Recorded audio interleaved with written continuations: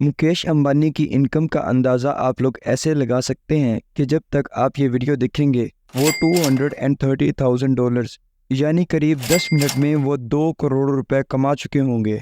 आजकल मुकेश अंबानी के बेटे की शादी के चर्चे हर जगह चल रहे हैं, जिसमें दुनिया के टॉप परफॉर्मर्स, एक्टर्स, क्रिकेटर्स और मूवी स्टार ने शादी में शिरकत करके शादी को 4 चांद लगा दिए। ये तो सब जानते हैं कि ये लोग फ्री में नहीं, भारी भरकम चार्ज करके इस शादी में आए हैं। ज्यादा नहीं तो आप जस्टिन बीबर के बारे में ही देख लीजिए। उन्होंने चंद मिनट की परफॉर्मेंस के लिए 80 करोड़ इंडियन और करीब 200 करोड़ पाकिस्तानी रुपीस चार्ज किए। लेकिन इस जगह पर यह सवाल आता है कि मुकेश अंबानी एशिया के सबसे बड़े बिलियनर्स तो हैं, लेकिन आखिर इनके पास इतना पैसा आया तो आया कहां से? इनका सोर्स ऑफ इनकम क्या है? 10,370 अरब रुपए। क्या है इनकी कमाई का राज जो इन्हें एशिया का सबसे अमीर इंसान बनाता है? और आखिर क्या वजह है कि जहां एक भाई सोने से नहा रहा है तो दूसरी तरफ दूसरे भाई का दिवालिया क्यों निकला हुआ है? आइए देखते हैं मुकेश अंबानी की सक्सेस की कुछ झलकियां। नाजरीन, अगर आप इंडिया में रहते हैं तो आप चाहते हुए भी कोई भी दिन ऐसा नहीं गुजार सकते कि जिस दिन आप मुकेश अंबानी को कोई प्रॉफिट ना दें। टेलीकॉम सेक्टर हो, पेट्रोलियम, क्रिकेट या रिटेल सेक्टर, मुकेश अंबानी की रिलायंस इंडस्ट्रीज हर जगह फैली हुई हैं और आपका दिन में मुकेश अंबानी के किसी न किसी बिजनेस से वास्ता पड़ता ही रहता है। लेकिन इस बिजनेस की स्टार्ट मुकेश अंबानी ने नहीं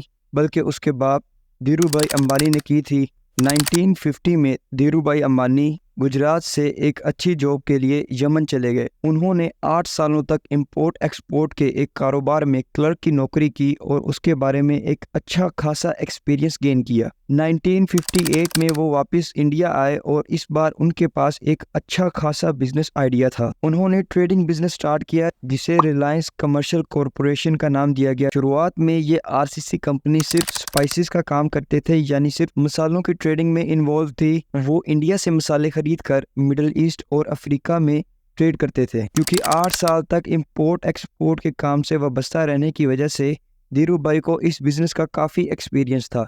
इसीलिए देखते ही देखते कामयाबी की सीढ़ियां उनके लिए आसान बनती गईं।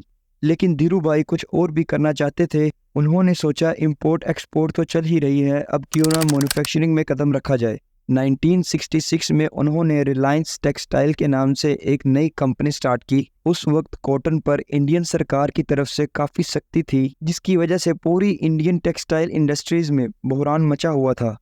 इसी दौरान धीरूभाई अंबानी ने कॉटन की बजाय सिंथेटिक टेक्सटाइल्स का इस्तेमाल शुरू कर दिया, यानी केमिकल प्रोसेस के ज़रिए कपड़े बनाए जाने लगे, जिससे न सिर्फ वो सरकार की पॉलिसी से बच गए बल्कि कपड़ा सस्ता होने की वजह से वो मार्केट में और भी फेमस हो रहे थे।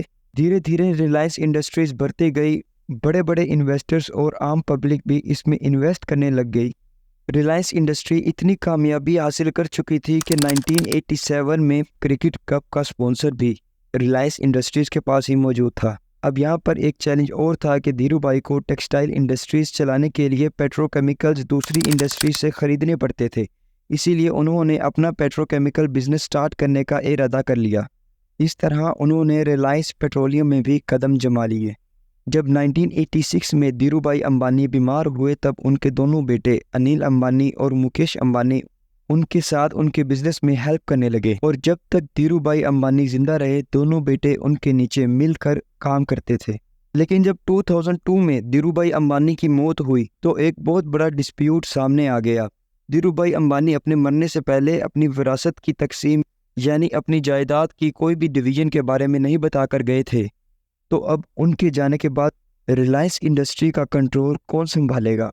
इसी सिलसिले में रिलायंस इंडस्ट्रीज के बोर्ड ऑफ गवर्नर्स की मीटिंग कॉल की गई और उसमें फैसला हुआ कि ज़्यादा कंट्रोल मुकेश अंबानी को दिया जाएगा। और यहीं से दोनों भाइयों के दरमियान दरार पड़ गई। दोनों भाई आपस में लड़ने लग गए और एक दूसरे से बातचीत खत्म कर दी। लेकिन उनकी मां से ये सब ना देखा गया और उन्होंने फैसला किया कि दोनों भाई इस बिज़नेस को आधा आधा डिवाइड कर लें और अपना अपना काम करें। और इस तरह 2005 में रिलायंस इंडस्ट्रीज को 2 भाइयों में तकसीम कर दिया गया। रिलायंस ऑयल, गैस, पेट्रोकेमिकल्स और मैन्युफैक्चरिंग को मुकेश अंबानी के हिस्से में दिया गया। रिलायंस एनर्जी, टेलीकॉम और रिलायंस कैपिटल को अनिल अंबानी के हिस्से में दिया गया। लेकिन इस तरह ये प्रॉब्लम तो सॉल्व हो गई, लेकिन इन दोनों भाइयों के दरमियान इख्तलाफात फिर भी चलते रहे और कई बार ये मामलात कोर्ट तक भी जा पहुँचे। मुकेश अंबानी ने अपने हिस्से के बिजनेस को और ज़्यादा स्ट्रगल करके बढ़ाना शुरू कर दिया। उनके हिस्से में जो जामनगर पेट्रोलियम रिफाइनिंग आई थी, उन्होंने उसकी प्रोडक्शन को बढ़ाकर state of the art manufacturing facilities को भी इसमें ऐड कर दिया।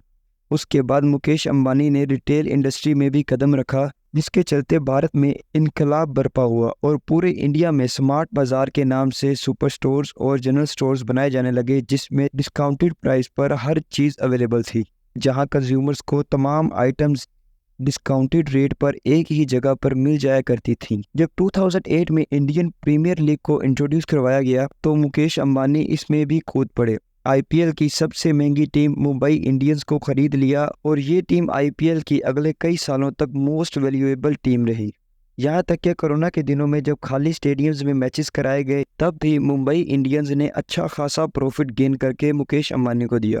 2016 में मुकेश अंबानी ने टेलीकॉम इंडस्ट्री में कदम रखा, जिसने बाकी टेलीकॉम इंडस्ट्रीज को हिला कर रख दिया। जियो के नाम से उन्होंने एक मोबाइल नेटवर्क लॉन्च किया, जिसमें कॉल्स, डेटा और मैसेजेस पब्लिक के लिए फ्री कर दिया गया। लोगों ने दूसरे नेटवर्क्स छोड़कर धड़ाधड़ जियो की सिम्स खरीदना शुरू कर दी, क्योंकि यहाँ सब कुछ फ्री मिल रहा था। देखते ही देखते जियो के यूजर्स 450 मिलियंस तक पहुँच गए और जब जियो ने 5G नेटवर्क लॉन्च किया, तब इसके यूज़र्स में काफ़ी हद तक मज़ीद इजाफा हुआ। ये नेटवर्क अब 6G टेक्नोलॉजी पर भी दुनिया की सबसे बड़ी इंडस्ट्रीज के साथ मिलकर काम कर रहा है। जियो की सक्सेस इतनी ज़्यादा थी कि दूसरी टेलीकॉम कंपनीज ने जियो पर केस कर दिया। उनका कहना था कि जियो अपने कंज्यूमर्स को सब कुछ फ्री दे रहा है, जिससे मार्केट में कंपटीशन ख़त्म हो रहा है। इससे आप अंदाज़ा लगा सकते हैं कि जियो ने बाकी कंपनीज को किस हद तक कॉम्पीट किया होगा। जियो ने बाद में फ्री सर्विसेज ख़त्म करके बहुत ही कम प्राइस में कॉल्स और डाटा देना शुरू कर दिया, जिससे दूसरी कंपनीज को भी अपने रेट्स कम करने पड़े और आज इसी वजह से इंडिया में इंटरनेट बंडल्स दुनिया के सबसे सस्ते तरीन रेट्स पर मिलते हैं। 2024 में मुकेश अंबानी ने दुनिया की सबसे बड़ी मीडिया कंपनी बनाने का भी ऐलान कर दिया, जिसके लिए उन्होंने अमेरिकन एंटरटेनमेंट जॉइंट डिज्नी के साथ $8.5 बिलियन का कॉन्ट्रैक्ट भी साइन कर लिया है। और इसी तरह भारत में किसी न किसी सेक्टर में मुकेश अंबानी ज़रूर असरअंदाज होते हैं। आज मुकेश अंबानी की नेटवर्थ $122 बिलियन से भी ज़्यादा है, जो कि 34,160 अरब पाकिस्तानी और 10,370 अरब इंडियन रुपीस बनते हैं। इस हिसाब से ये दुनिया के 11वें अमीर तरीन इंसान हैं और अगर इस लिस्ट में से अमेरिकन बिलियनर्स का नाम हटा दिया जाए तो मुकेश अंबानी दुनिया के दूसरे अमीर तरीन शख्स बचते हैं। अब जाहिर है, जब पैसे की रेल पेल इतनी ज़्यादा होगी तो खर्चे भी इसी हिसाब से होते हैं। मुंबई में मौजूद मुकेश अंबानी का घर, जिसे इंटीरियर कहा जाता है, ये 27 मंजिला घर 37,000 स्क्वायर फीट पर फैला हुआ है। इसके अंदर मंदिर, सैलून, स्पा, थिएटर्स, जिम और हेलीपैड्स भी मौजूद हैं। इन सब के साथ साथ ये दुनिया की सबसे लग्जरी गाड़ियों का एक शोरूम भी है। हाल ही में मुकेश अंबानी के बेटे अनंत अंबानी की शादी तो आपको याद ही होगी। एक अंदाजे के मुताबिक मुकेश अंबानी ने अपने बेटे की शादी पर 5,000 करोड़ रुपए खर्च किए हैं और ये सिर्फ एक अंदाज़ा है।